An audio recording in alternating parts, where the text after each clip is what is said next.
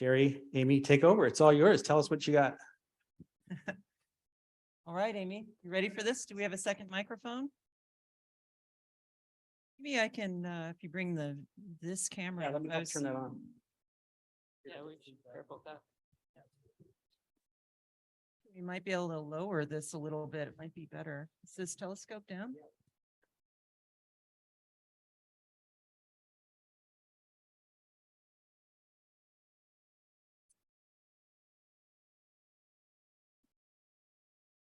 it comes. So if those of you that missed when we announced our Mic closer to the mouth, please.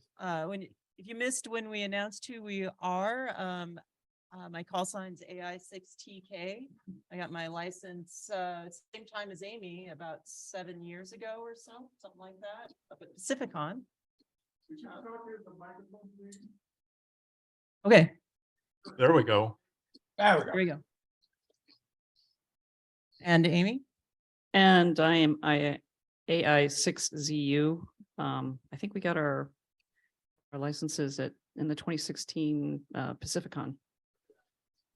Yeah, it was fun. We went there and we came in late and they thought we weren't going to be able to finish in time. We were able to blast all the way through. I got all the way to extra and Amy got to general, which was really cool. I was smart enough to wait a year. Well, they encouraged me. They said, yo, you did so well on general. Why don't you just try for your extra? And I'm like, well, I haven't even studied. And it's like, okay, I'll give it a shot. So a little bit of luck and a little bit of my Elmers that helped me out when I was younger. I was able to extract some of the answers and get my license, which was super fun.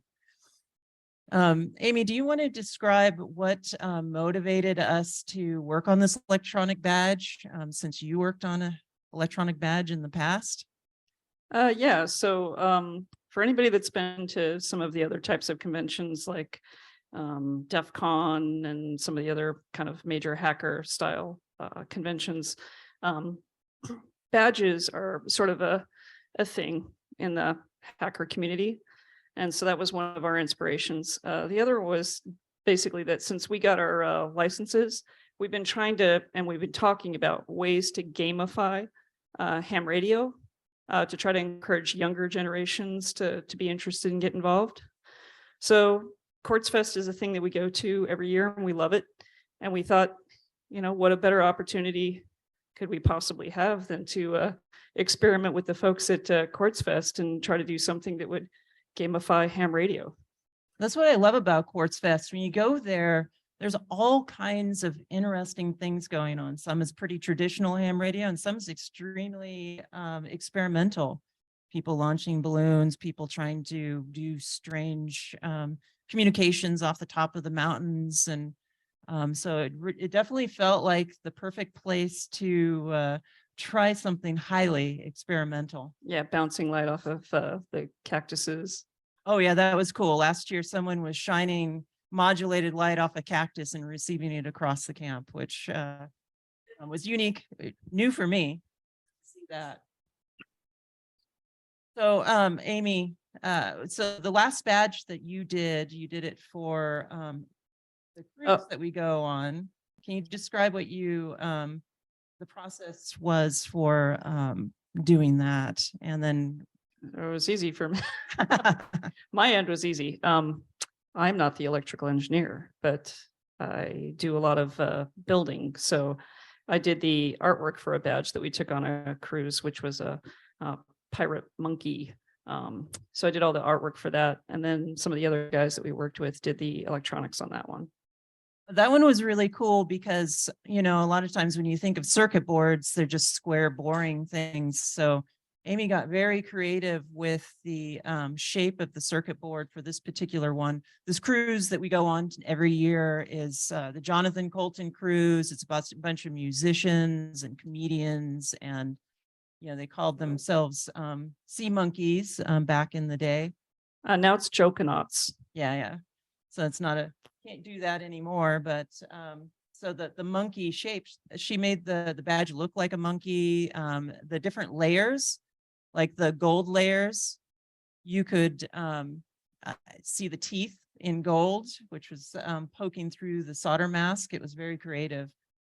So that was the inspiration as we've been talking to so many people about how do you get younger people interested in ham radio, and it needs to be more gamified.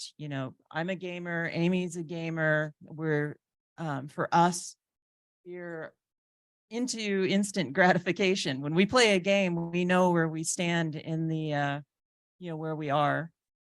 And in the ham radio space, there's already things that are very gamified, like contesting, which is really fun. But for me, it's kind of frustrating. I have to wait months to see where we landed in the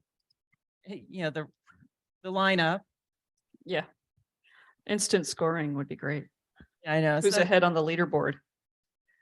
we're always talking about, like, why can't, we have all this technology. Why can't we just know where we are in this process immediately?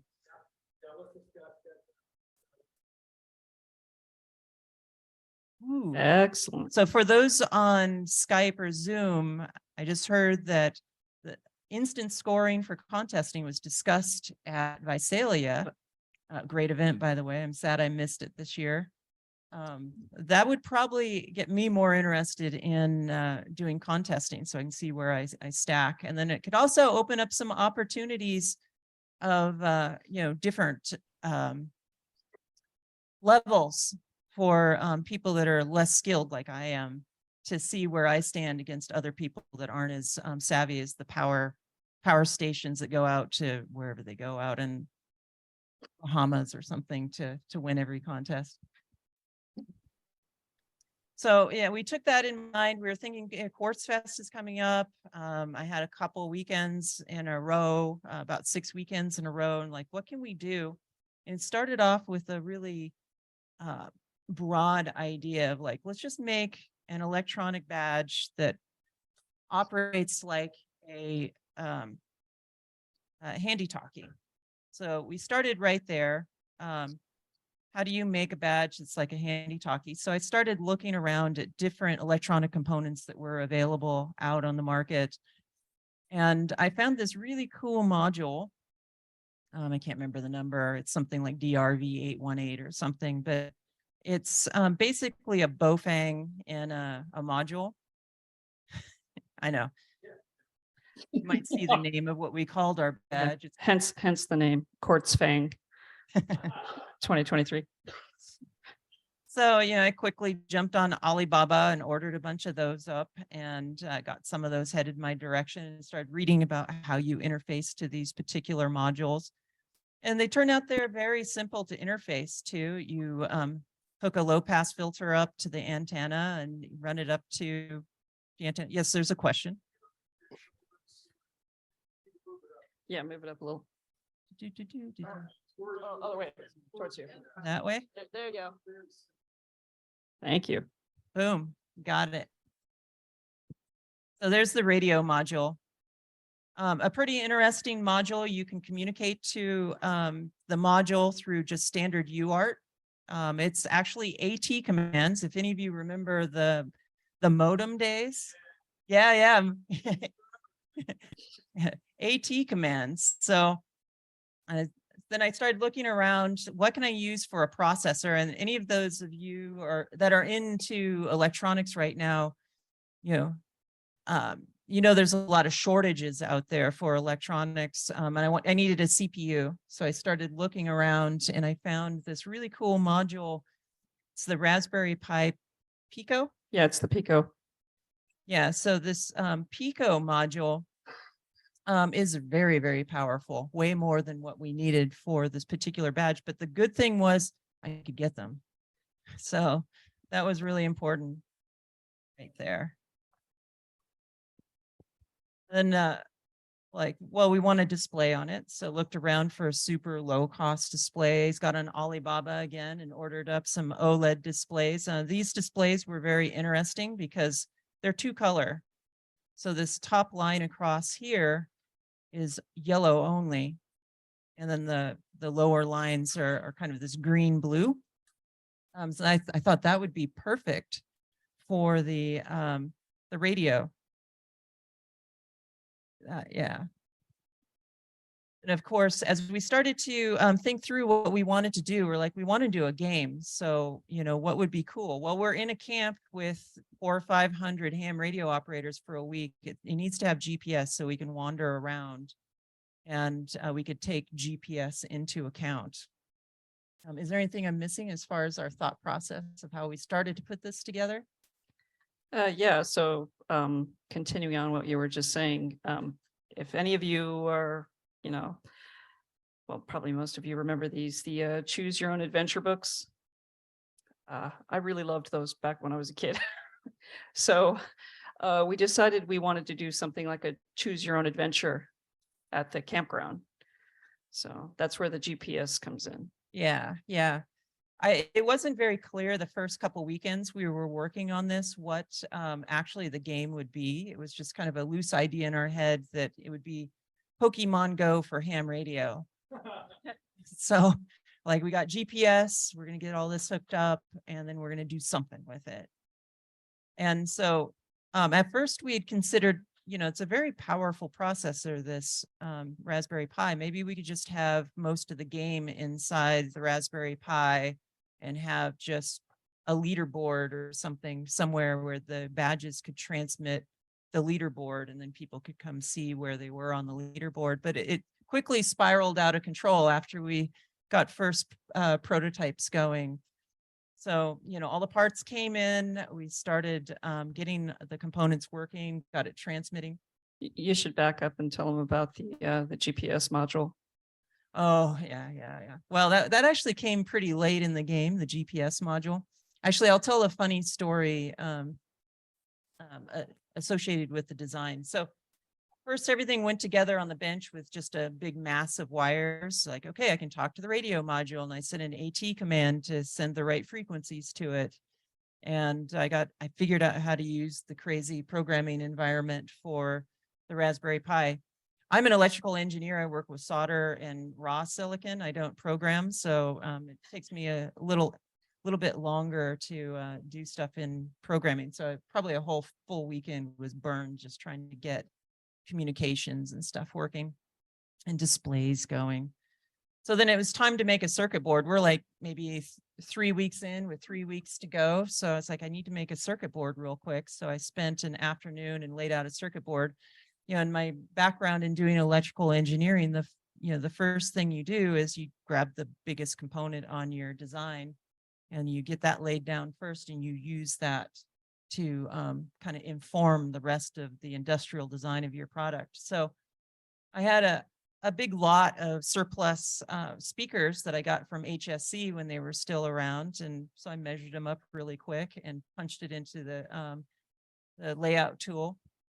And I learned that radius is not the same thing as diameter. So if you see this hole right here, it's quite a bit bigger than it was supposed to be. Yeah, when they showed up, I tried to convince her to respin the boards. Amy really didn't like it. And well, first of all, when the boards came in, I was so excited. I'm like, it's here, the boards are here. And I pull them out and I see everything's giant. I'm like, oh no, the circuit board house scaled everything up. I'm so mad. Then I started looking at the other components. I'm like, all the other components look right. Yeah, that was really funny when I was doing the board layout. It's like, man, I just have so much space. I can just space all this stuff out. I don't even have to work very hard. But I convinced Amy that we'll just go with it. It's like one of those things when you're doing consumer products, like, if there's something you can't deal with, just make it proud. And so it's kind of the flav of Or just let Amy deal with how we're going to mount those little speakers in that big giant hole. that's what you're good at. Yeah. Yeah. So Amy got to work on making adapter plates and figuring out how to make this thing work. Some interesting things about the electrical design on it. There's a rotary encoder on this, so you can move through menus on the display, which is pretty handy if you're going to be playing games on it. You need to be able to, command what's going to happen. A couple buttons like push to talk. There's also a button to send your GPS location out through APRS. So found some open source software that did APRS, got all that going.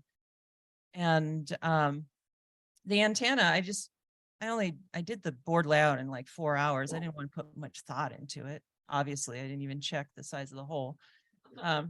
So the antenna on this, I just went, oh, a 2-meter antenna, about that long. And to deal with that, I left 2 little solder holes so I could load it up. There's a little coil. So once the boards came in, we soldered them up. Just like, okay, I hook it up to the VNA and thank you very much. Figure out how many turns of wire to tune this thing up so it works on 2 meters. And that worked out really nice. So the antenna is actually part of the PCB. So yeah, so everything started working, and so we started really concentrating on how are we going to make a game for this. So it's like, okay. I'm gonna jump in real quick and say this is right around the time that Chat GPT started. So for my day job, I work at a company called Till 5. We make AR glasses for gaming. We use a game engine for quite a few of the experiences called Unity. And so I just try to help the team out by dog fooding and testing SDKs. And it's kind of my fun weekend thing to do. So I know how to use the Unity game engine to do quite a few things. And so I decided, why don't we do a text-based adventure? I loved those when I was a kid. Why don't we use Unity to do that? And what we'll do is we will encode the GPS location, we'll fence off campground and divide it up into grids. So pretty easy math to do all of that.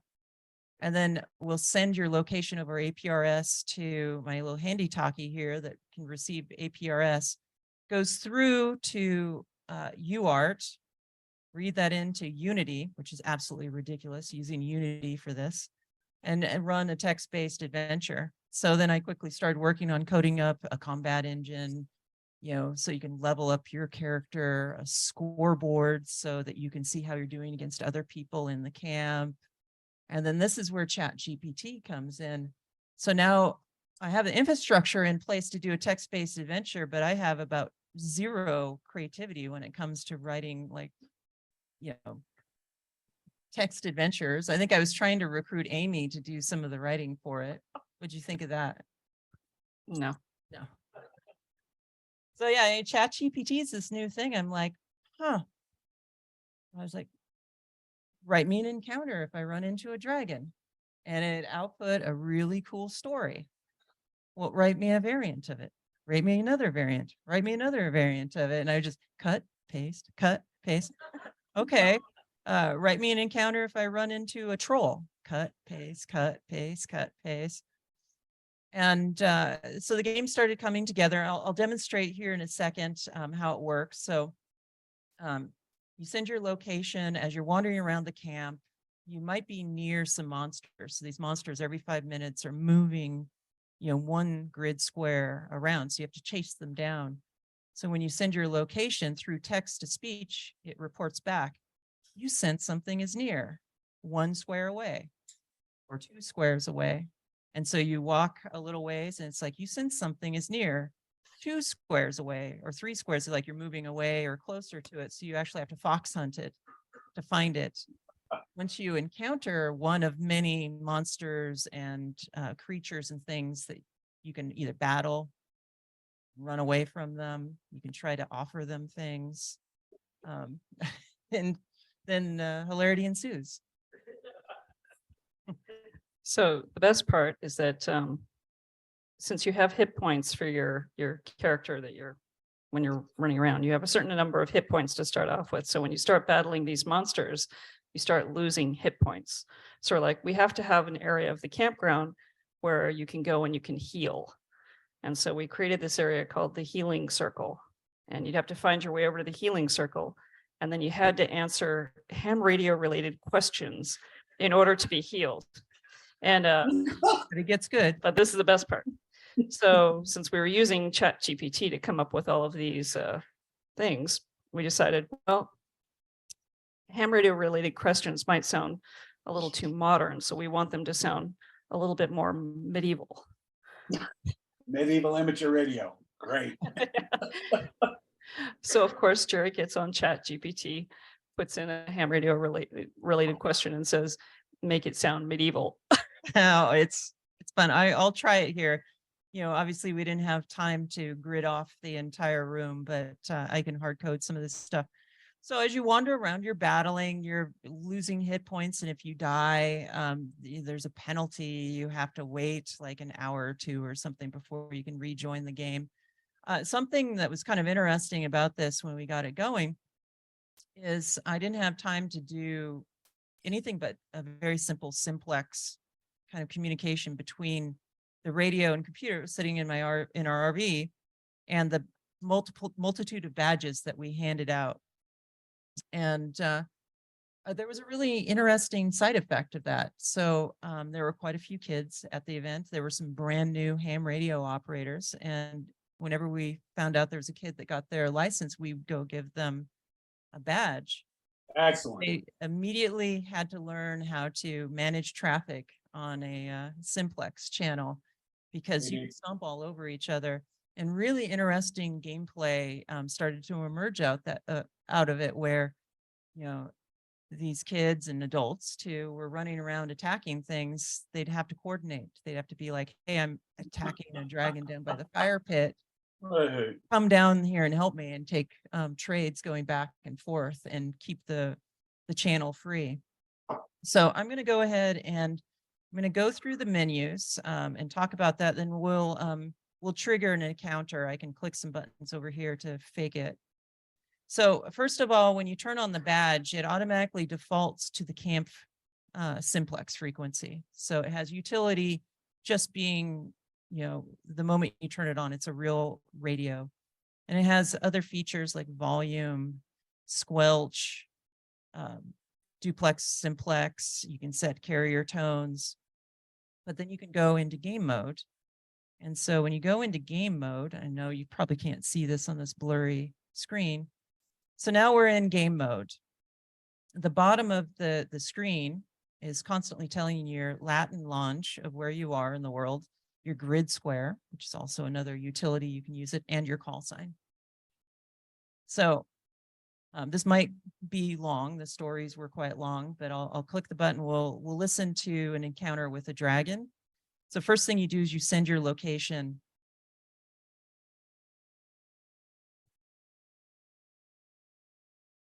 I6TK. You're traveling through a vast open plain, the wind blowing through your hair and the sun shining down on you.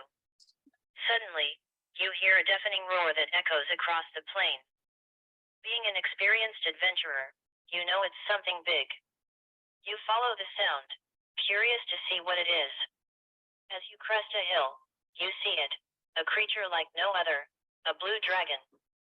The dragon is massive, its scales shimmer in the sunlight like sapphires, and its eyes are a piercing blue.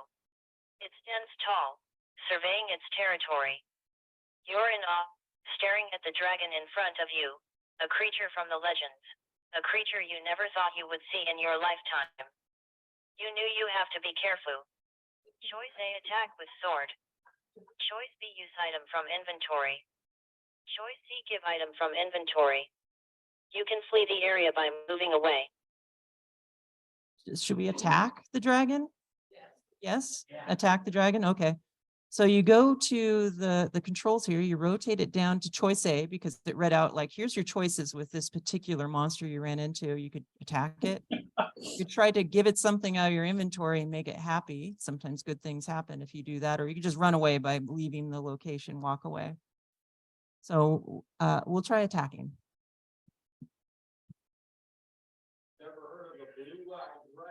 I6TK. Selecting A. Only valid during an encounter. Guess it doesn't work when I try to hard code it. Yeah. Oh, anyway, depending on,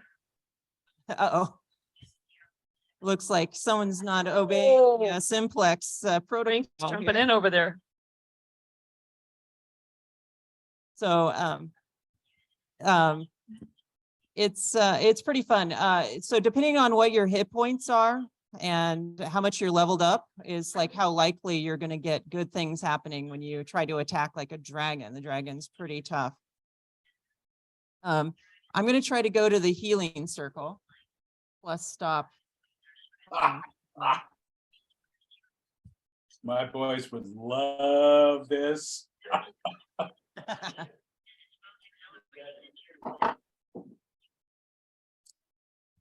Is she saying hit points?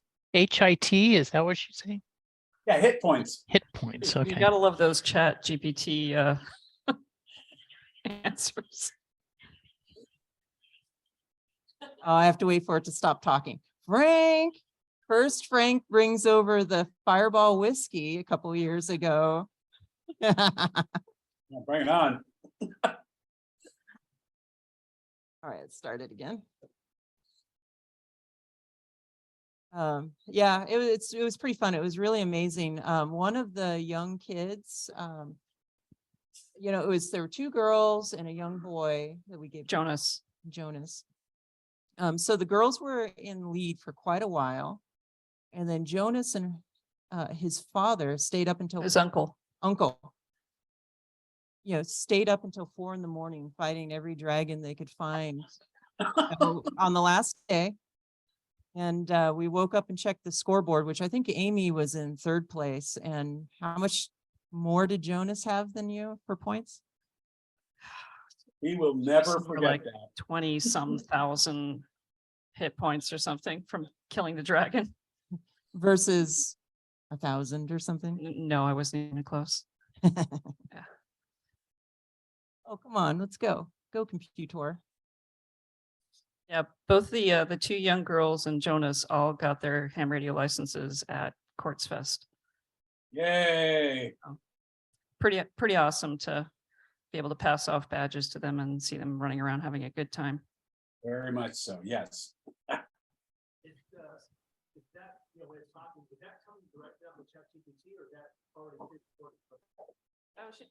So Jerry just got the answers off using ChatGPT, and then it's encoded into the game.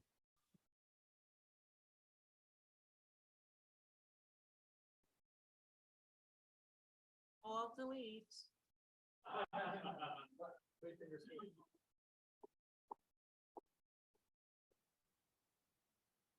If anybody has any questions while she's redoing this, yeah, okay.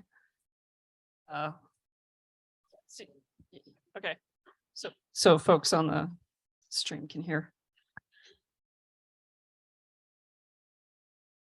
I was just wondering if the voice is coming from the laptop and it's being transmitted on simplex. Is that how it is? Yeah, so it's basically running through Unity here and then through the radio out to the other radios. And every once in a while it reads out her call sign, Jerry's call sign. And properly identifies. Yep. Yes.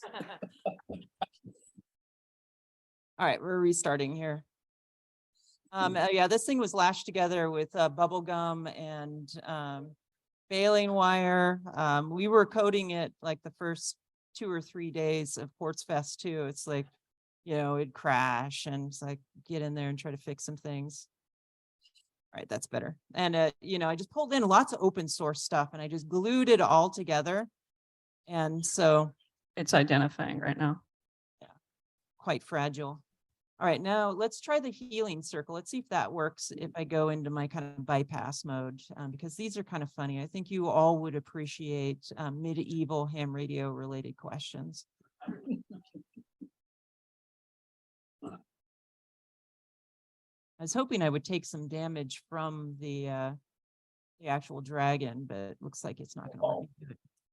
And we had loot throughout the camp too, so you could find things as you're wandering around, like buckets, and the buckets were great if you got somebody that decided that they were going to try to use the bucket, because inevitably they would put the bucket on their head. Sometimes it worked as armor, and sometimes you stumbled and fell when you. Okay, let's try to heal ourselves. Let's see if that works.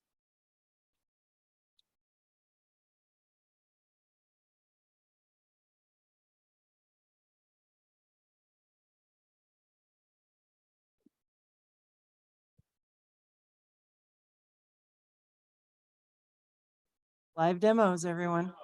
Oh, Live yeah. demos. I haven't even turned this laptop on, I don't think. Well, we did Ham Nation, didn't we? We did Ham Nation. I haven't looked at this in 5 months. So yeah, that is the badge. Is there any other aspects of this that it's worth talking about? I hope people pick this up and, run with it. I think there's a lot of interesting things that can be done. Total cost of the system was extremely low. I think all in, and this is pretty deluxe, it has rechargeable batteries, a battery charger module I found and stuff like that. And a little light. When you're stumbling around in the dark at Quartz Fest. That's right. Oh, there's one funny story. Caution anyone that wants to reproduce this. So going on Alibaba to get components is a really sketchy thing to do because it's coming out of who knows where. And there's a lot of bootleg stuff. So the GPS modules, I got those and it was a particular type and I did a little coding in advance because I had one of these like legit modules and it shows the big bulk package of these modules show up and I solder it on there and it's like, yeah, it's outputting like GPS locations, but it's not responding to the commands that I'm sending to it. And it had a label on saying that it was this particular module. And so I got the heat gun out and popped the can off of the top of the module and looked at the chips inside and no, they were not the same. And luckily people online would be like, oh yeah, I got these bootleg things off Alibaba and explained like, it's actually this other like chromier module, but this is how you talk to it. And that was a close call because we almost didn't get it ready in time because of that. Yeah, we've got some questions. Get them.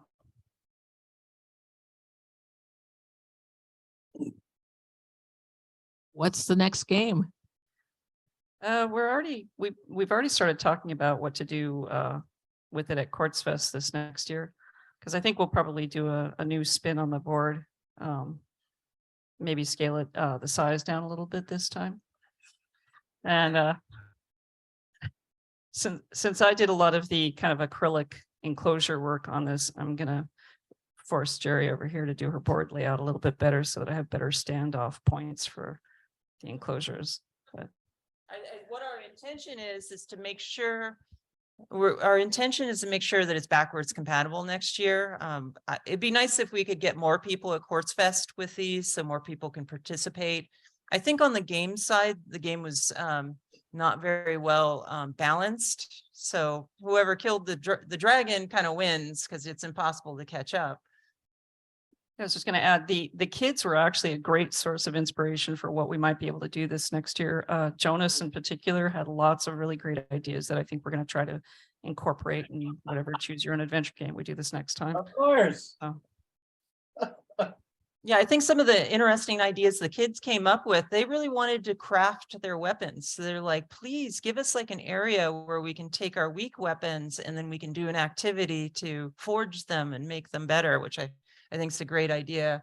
And then they wanted the ability to take from their inventory and trade with, so there'd be traders out there, or you approach another player and be in close proximity and trade items. There's some other aspects, like you could have different personalities instead of just warriors for every one of the badge holders. There could be healers, there could be other types of characters that you can decide that you want to be. Yeah, a ton of fun things. Question back here. Yes, two questions. The first was, what do you consider to be a reasonable price for the item? Also, was there any potential for not only upgrading, but as far as data and so on, but also different models and so on? Yeah, I mean, I'm pretty busy with my day job, so continuing to refine this forever is, it's going to be a passion project for me. So there's going to be limits to what features get added to it from year to year. Maybe I plan on just putting everything up on GitHub and maybe people will run with it. To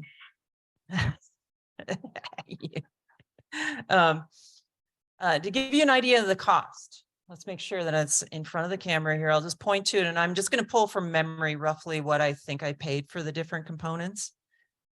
So the bare circuit board itself came from one of these like places in China, like JLPCB, and it was like $1 or $2. This radio module, I think it was in the $4 range. The CPU module, which is way overkill, was about $4. The display was $1, and the GPS module was like $3.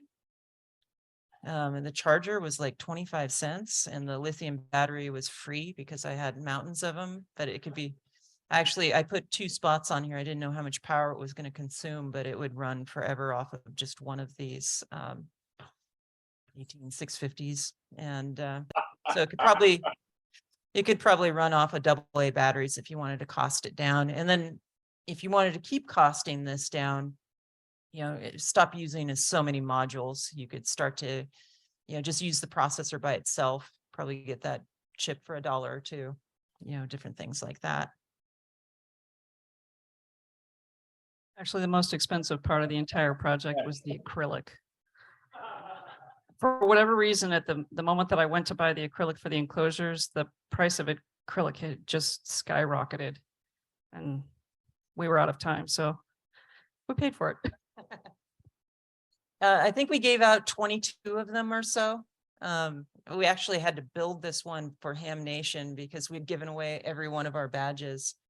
So it was really cool. The kids liked it because it was a full radio, and it was kind of like their first radio. It'd be really cool if someday like this takes off and people just, sponsor these and do events like, Field Day would be pretty amazing, to have something like this where people could run around and play games, especially if they're younger and maybe not interested in the hobby quite yet. Great hook. Any other questions in the room, and then we'll pick up Zoom. Questions in the room? Oh, Dave's got another question. Yeah, so I appreciate you going through each item and so on. They're obviously low price in general, so like $10, $15 kind of a thing. And then, but the question is, you have all those resources, locations, information. So would you kit it up, have 20 kits, it would give you some money in advance? Who knows? But I'm just saying, can this be, because obviously going to all the suppliers and buy onesies, twosies for ourselves doesn't sound, cost effective in time. So, I mean, are you thinking about putting the kits together and having them out there for somebody to do? Are we gonna, is that coming down the road, or we're just kind of wave at it and smile? That's a great question. Again, it's like, I have a day job, and it's tricky for me. I'm hoping that maybe, people will step up and want to do this. And we just collaborate and do it, and maybe, kit these things up or make them, there's a lot of surface mounts parts on here. So, it's a bit of an advanced build, but yeah, maybe someday, there'll be like a group of people that will do this. This was more of us just trying to inspire people with an interesting idea. We intend to do more next year. We handed out about 22 of them at the campsite. Maybe we can hand out another 22 or 50 or something. It just came out of our pocket just because we wanted to see what happens. And it's going to be interesting to see what happens with different levels of critical mass out there too. So 20 people was very chaotic at times, like everyone stomping all over each other. So maybe the next upgrade to this, if we're going to go to about 50 or more of these out of the campsite, it's got to be a little bit smarter and do dual duplex and, handle collisions a little bit better and things like that. W6EFI Connie. Yeah, just jumping on Dave's comment / question, sounds like it could be a pair in the park. Good, doesn't event. You go, Connie. Then we get a bunch of members and guests running around slaying dragons and answering medieval ham questions. Since it's all a fantasy game, here's a fantasy item for para. I was actually nervous that there would be something in the rules about playing a game on ham radio. And I did a bunch of searching around, and I came to the conclusion, like, it's okay. People play chess and checkers or whatever. There's been games on ham radio before in a more of a manual fashion.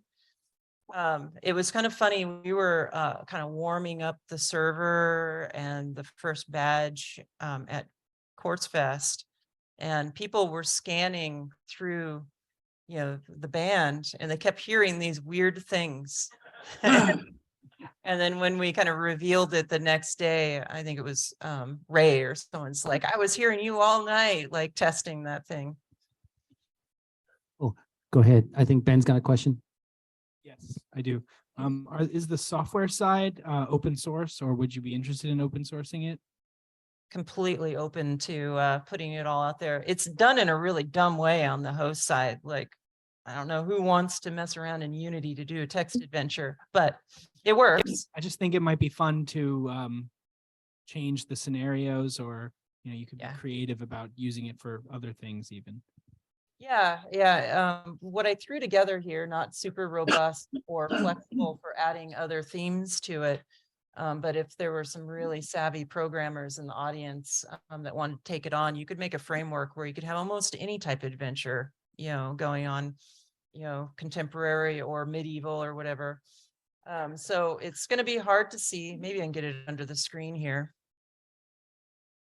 So I'm actually just running in the editor right now. That's why I was having so much trouble earlier getting it restarted quickly. These little dots running around, that's the camp. The square all around there, the yellow or orange thing is your the player that just was active, and the various other dots that are moving around, those are monsters of various type.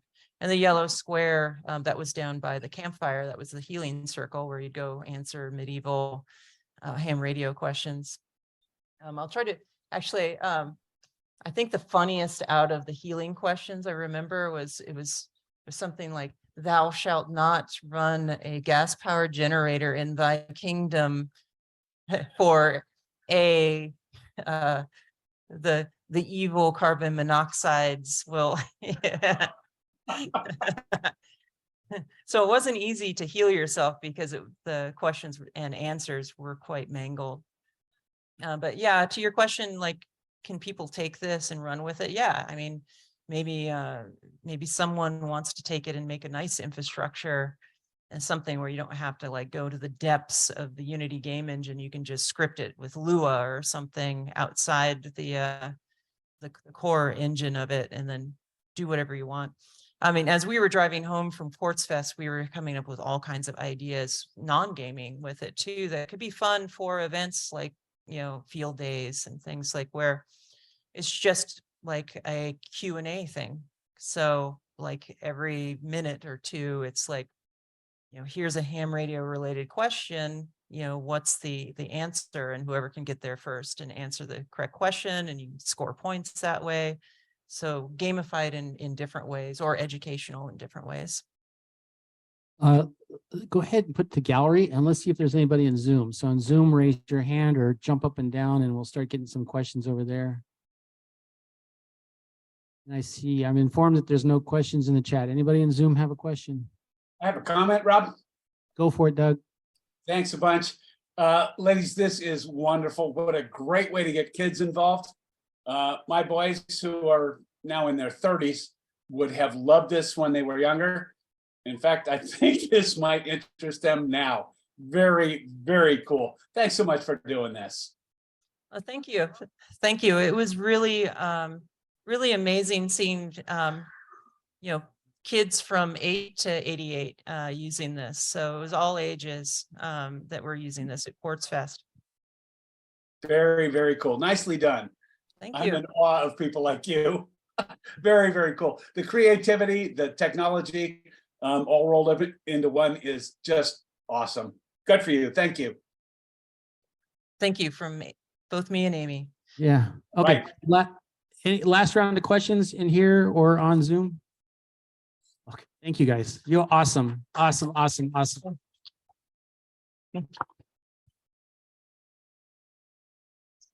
I have one last thing. I have another ham radio related project I brought with me. So day job, we're doing these augmented reality glasses. So I'm interested in satellite radio, and I have a Yaesu compatible as-L rotator that's really annoying to use. So I made a holographic satellite tracker.